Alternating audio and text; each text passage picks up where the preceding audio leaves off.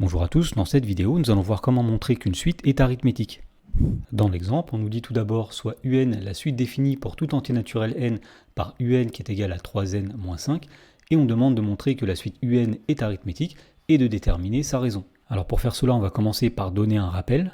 Eh bien, on dit qu'une suite un est arithmétique s'il existe un nombre réel r qu'on appelle la raison, tel que pour tout entier naturel n, pour obtenir un plus 1, il suffit de faire un plus r. Et donc à partir de cette définition, on peut dire que pour montrer qu'une suite est arithmétique, il suffit de montrer que pour tout entier naturel n, la différence entre deux termes successifs un plus 1 moins un est égale à une même constante. Voilà, donc dans la première question, pour montrer que la suite un est arithmétique, eh bien on va essayer de montrer que pour tout entier naturel n, un plus 1 moins un est égal à un nombre donné. Donc on commence par se donner n un entier naturel, soit n appartenant à grand N, et on va calculer la différence un plus 1 moins un.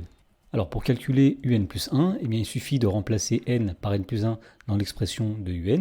Alors on va dire que un plus 1, c'est 3 multiplié par, entre parenthèses, n plus 1, moins 5.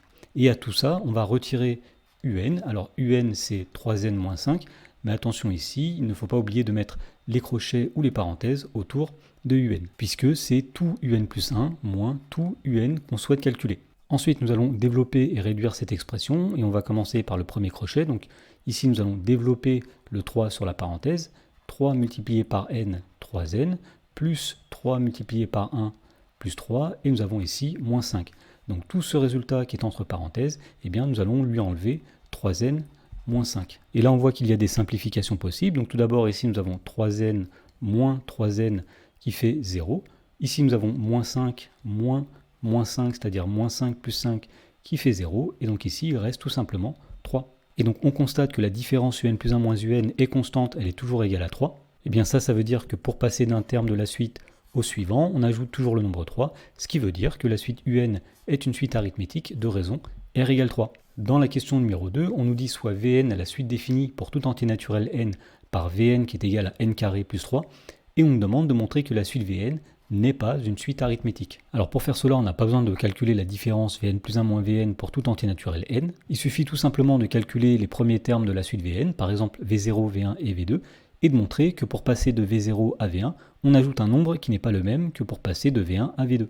Donc on va commencer par calculer V0, V1 et V2. Alors V0, c'est lorsqu'on remplace n par 0 dans l'expression de Vn, alors c'est-à-dire ici 0 carré plus 3, autrement dit V0 c'est 3.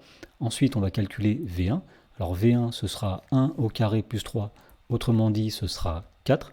Et enfin on calcule V2, V2 c'est lorsque n égale 2, 2 au carré plus 3, c'est-à-dire 4 plus 3, autrement dit c'est 7. Et donc on voit ici que la différence V1 moins V0 est égale à 4 moins 3, c'est-à-dire que V1 moins V0 est égal à 1, alors que la différence V2 moins V1 est égale à 7 moins 4, c'est-à-dire que V2 moins V1 est égal à 3. Autrement dit, pour passer de V0 à V1, il faut ajouter le nombre 1, alors que pour passer de V1 à V2, il faut ajouter le nombre 3.